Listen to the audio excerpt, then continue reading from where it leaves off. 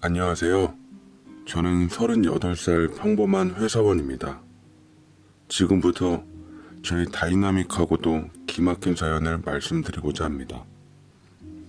저는 사실 아내를 만나기 전 옛 애인과 7년 정도 만났고 결혼 전제로 동거 중에 있었습니다. 엄마를 무척이나 많이 닮아 처음 볼 때부터 끌렸었죠. 집안도 좋고 학벌도 뭐 하나 빠지지 않던 옛 애인은 특히나 저희 부모님께서 좋아해서 결혼을 서두르려고 했지만 그쪽에서 영 성에 차질 않았던지 사랑한다고 하면서도 차일피일 결혼을 미루기만 하더라고요. 끝내 옛 애인은 본인 생일날 저를 두고 조건도 돈도 더 괜찮은 다른 남자와 바람폈고 제게 이별 선언을 했습니다. 사랑하는 마음에 붙잡았지만 옛 애인은 이미 다른 남자의 아이까지 가졌고 곧 결혼할 예정이라며 자기를 정말 사랑한다면 물러나 달라고 하더라고요. 결국 쓰린 눈물을 삼키고 헤어지게 된 저는 옛 애인을 잊기 위해 많은 여자들을 만나고 다녔습니다. 새 여자 내 여자 썸 타며 동시에 만나는 건 일도 아니었어요. 그러다 어머니께서 이런 제 방탕한 연애 생활에 제동을 거시더군요. 이놈아, 언제까지 걔 때문에 이렇게 마음을 못 잡을 거야? 그러지 말고 이해 한번 만나봐라. 너 전에 만나던 걔랑은 아주 천성적으로 다른 애야. 착하고 순수한 게 너한테 아주 딱이야. 라고 사진을 건네주시는데 세련되고 도도한 외모가 제 이상형이더군요. 실제로 만나보니 제 마음을 끌어안을 만한 외모를 갖고 있었습니다. 하지만 여자한테 배신을 당했던 저는 색안경을 끼고 여자와 대화를 이어나갔지만 이상하게 얘기를 할수록 아내의 순수함이 제게 전해져 왔고 은연중 제가 여태 만났던 여자들이랑 다르다는 것을 깨달았습니다. 저녁을 먹고 술잔을 기울이며 그녀에 대해 좀 더 알아가고 싶었지만 통금 시간이 있다며 서두르는 여자를 집 앞까지 바래다 줄 수밖에 없었어요. 저기 또 만날 수 있을까요? 내일 저녁 시간은 어떠세요? 라고 매너 있게 얘기하자 그녀는 수줍은 얼굴로 홍조를 띤 채 고개를 끄덕이며 집 안으로 들어갔습니다. 이 얼마 만에 느껴보는 설레임이었던지요. 저는 그녀를 제 여자로 만들기 위해 많은 노력을 기울였고 어머니께 이런저런 정보를 일일이 받으며 그녀의 마음을 얻고자 했습니다. 저는 만난 지 2달 못 되어서 그녀에게 프로포즈를 한 후 환영하는 양가 상견례를 마친 후 호화로운 결혼식을 올리게 되었어요. 장모님께서는 제 손을 꼭 잡으시며 신신당부하시더라고요. 우리 정인이 좀 잘 부탁하네. 참 착하고 자네를 누구보다 이해해 줄 걸세. 이제 부부가 되었으니 어떤 일이 있더라도 우리 애를 잘 지켜주게나. 라고 말씀하시는데 저는 제 아내 손을 꼭 잡고 아내로서 존경하고 평생을 사랑하겠노라고 처갓집 부모님 앞에서 맹세를 했습니다. 아내도 믿음직스러웠던지 제 팔짱을 끼더라고요. 그런데 저 멀리서 제 눈을 어지럽히는 여자 하나가 불현듯 눈에 띄었습니다. 삐딱한 자세로 저를 쳐다보는 그 여자. 네, 그 여잔 바로 죽어도 잊지 못할 것 같던 바람핀 제 옛 애인이었어요.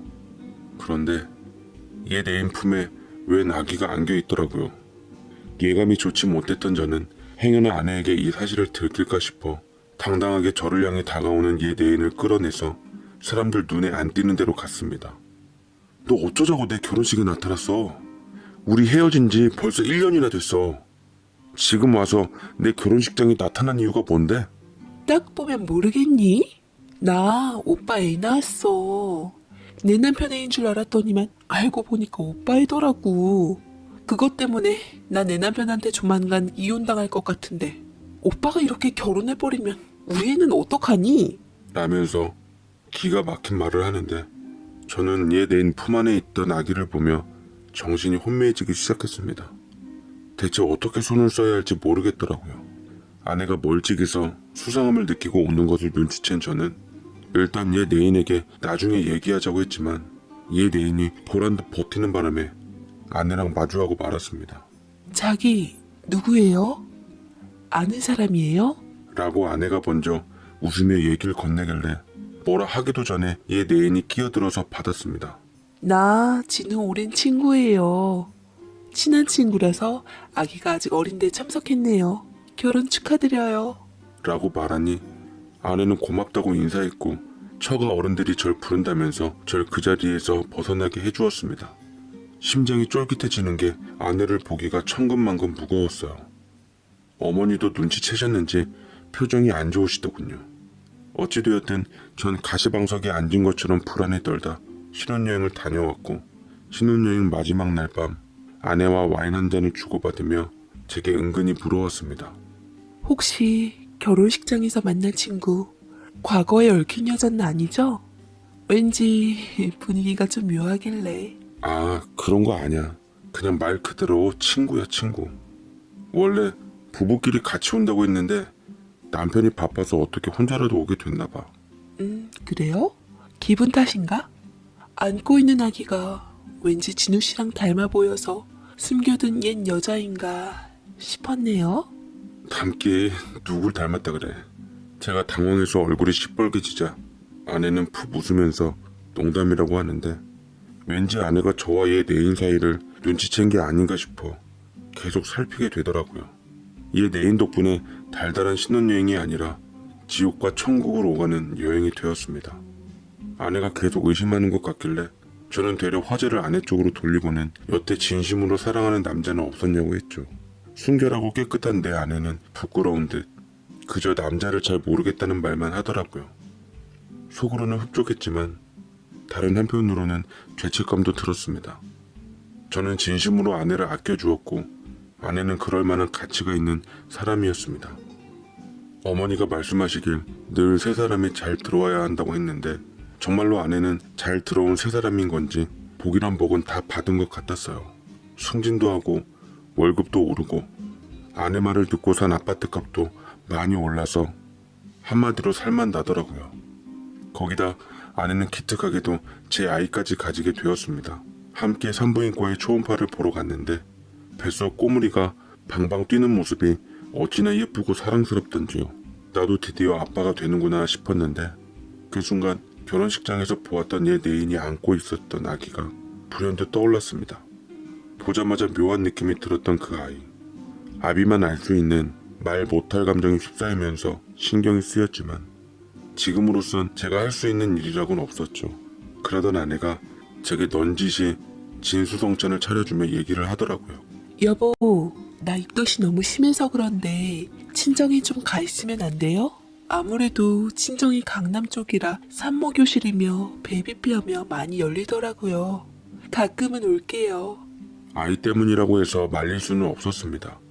어차피 아내는 임신한 후에 오히려 밖으로 돌기 시작했었고 제가 퇴근한 후에도 아내가 집에 없었던 날들이 많아서 차라리 걱정이라도 덜하게 처가집에 가 있으라고 허락을 해주었네요. 아내가 떠나 허전한 맘에 어머니께 얘기를 했더니 말이 끝나자마자 바리바리 잔뜩 뭘 싸우셨더라고요. 너 잘 먹는 반찬들만 골라 해왔다. 네 아버지 다 큰아들한테 웬 유난이냐고 하는데 내 새끼 내가 챙겨야지. 누가 챙겨? 안 그러냐? 하시며 냉장고를 그득그득 채워 놓아주시는데 아내보다 좋은 건 역시나 어머니더라고요. 가끔 아내는 약속대로 집에 왔지만 어머니가 저와 함께 있다는 것을 안 후 시간이 지날수록 텀이 길어졌습니다. 심심했던지 쓸데없는 취미로 SNS를 운영하면서 아기 태명과 함께 임신 생활들을 전했고 이놈의 SNS로 인해서 얘 내인까지 아내의 임신 소식을 알게 된 건 최악이었죠. 제가 애 아빠가 된다는 소식에 꼭지가 돌았던지 얘 내인은 작정하고 제 행복에 제동을 걸기 시작하더군요. 제 회사 앞에서 저를 기다리며 찾는데 오래 사귄 만큼 제 회사 동료들은 얘 내인의 존재를 잘 알기 때문에 행여 사생활로 인해서 직장 생활에 문제가 생길까 싶어서 그 여자에게 통사정을 했죠. 제발 나한테 왜 그러는 건데? 우리 다 끝났잖아. 나 결혼했고 이제 가정 가졌는데 나더러 어떡하라고. 얘가 오빠인데 어떻게 우리 사이가 끝날 수가 있어? 그러지 말고 지금 사는 여자한테 모든 거 다 고백한 다음에 이혼하고 나한테 와. 오빠도 나 아직 사랑하잖아. 웃기지 마. 내가 사랑하는 건 오직 내 아내뿐이라고. 내 아내는 너랑은 처음부터 근본부터가 다른 여자야. 나밖에 모르는 순수하고 착한 여자. 절대 상처 줄 수 없어. 뭐? 순수한 여자? 나랑 근본부터가 달라? 어떻게 네 자식 낳은 나한테 그런 말을 할 수 있니? 과연 네가 네 와이프에 대해서 알아도 그런 소리가 나올까? 집까짓게 친정에서 얌전하게 생활하는 우리 아내를 털어봤자 먼지 한 톨 안 나는 건 당연했죠. 저는 도무지 해결책이 보이지 않길래 부모님께 모든 걸 말씀드렸고 이에 집안이 발칵 뒤집혀지며 노발대발하시곤 난리가 났습니다.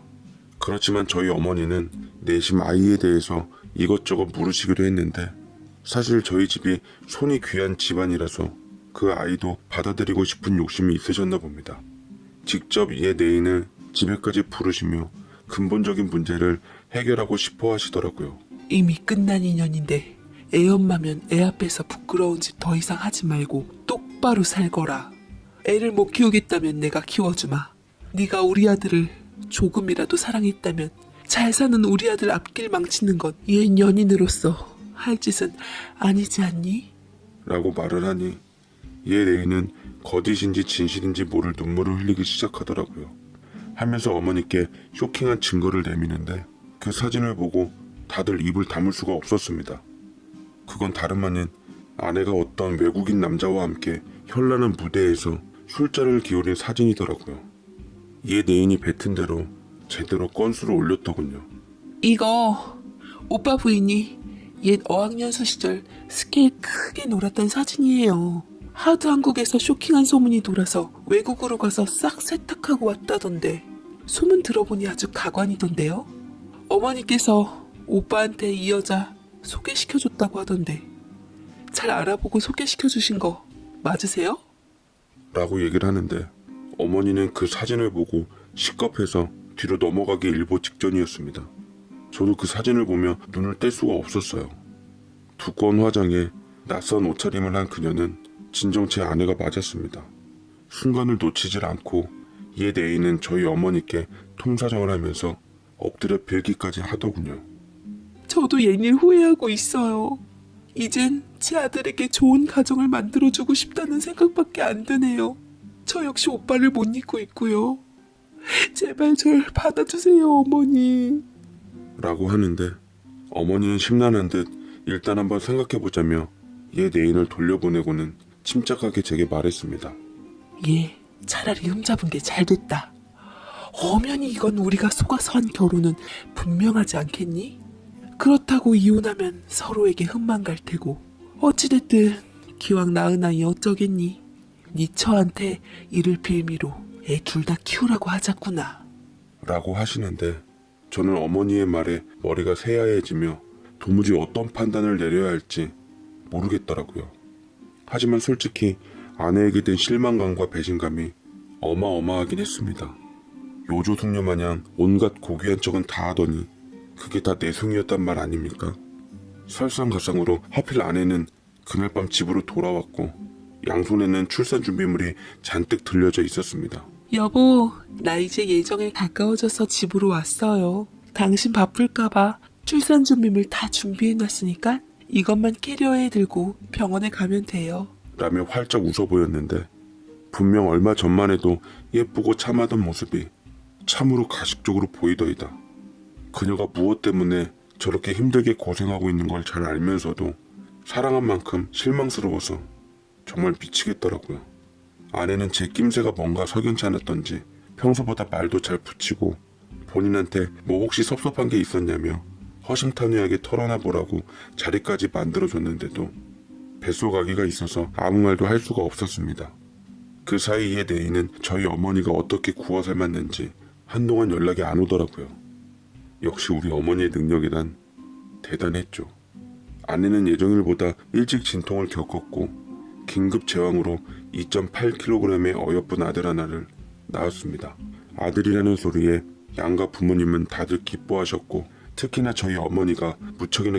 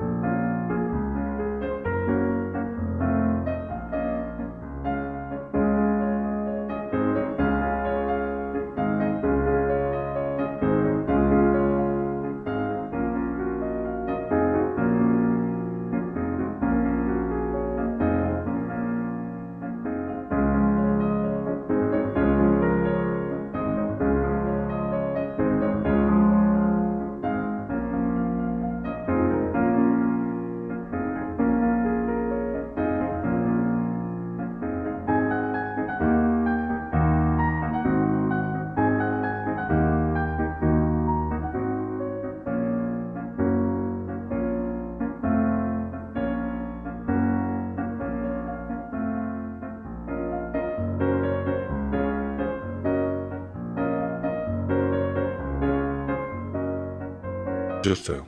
아이고 잘했다 우리 며느리. 고생 많았다. 누가 뭐래도 우리 집안 장소는 우리 손주다. 라며 아내를 치켜 세워 주었는데 속으로 어머니 대체 어쩌시려고 그러시나 조마조마한 상태에서 미처 말리진 못하고 머리가 지끈지끈한 나머지 다 떠넘기기로 했습니다. 아내는 아이를 잘 보살피며 강한 모성애로 아이를 돌봤어요. 이런 모습을 보니까 전에 있던 사진 속 모습이 어쩌면 합성이 아닐까 싶을 정도로, 아니 그렇게 믿고 싶을 정도로 아내가 성스러워 보이더라고요.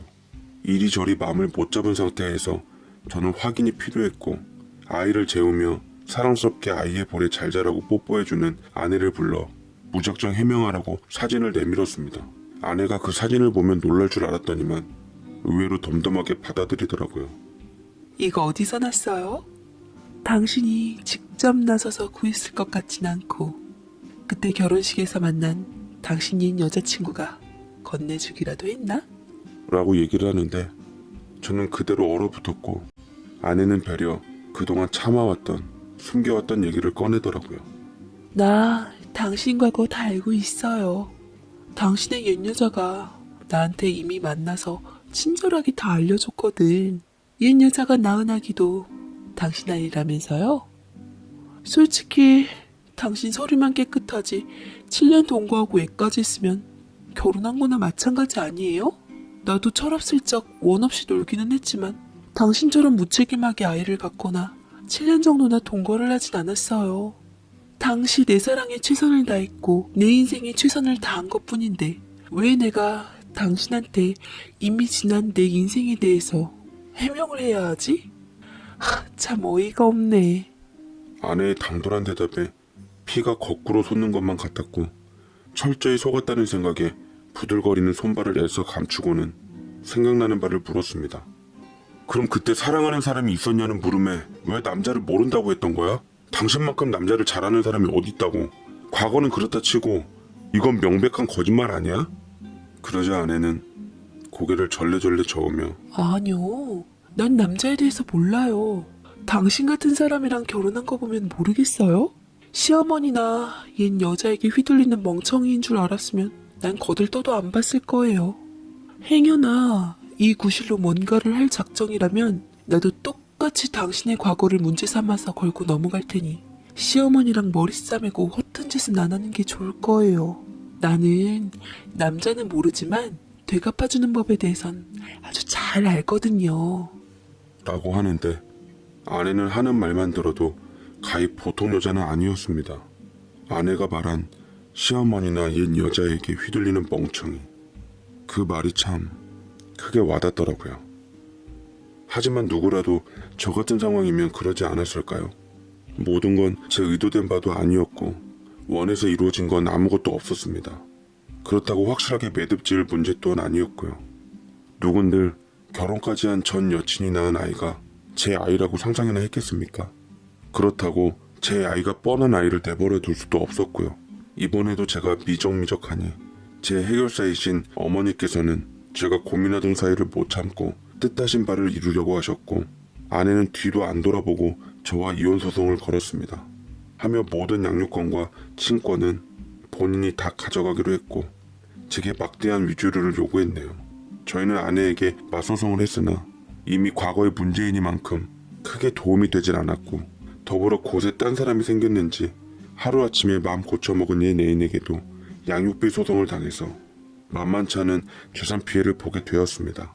두 아이의 아빠가 되었지만 두 아이를 제 마음대로 볼 수도 없고 원할 때 품 안에 안아줄 수도 없는 저는 아이들에게도 미혹한 아빠가 되었어요. 참 하루하루가 고통스러워서 사회생활도 손에 안 잡히고 정신적 고통으로 인해 살아가기조차 버거워 결국은 회사를 퇴사하게 되었던 저는 어디서부터 뭐가 잘못된 걸까? 제게 알려주는 사람이 있었으면 했어요. 믿었던 어머니조차 돌이켜보니 제 길잡이는 아니었더라고요.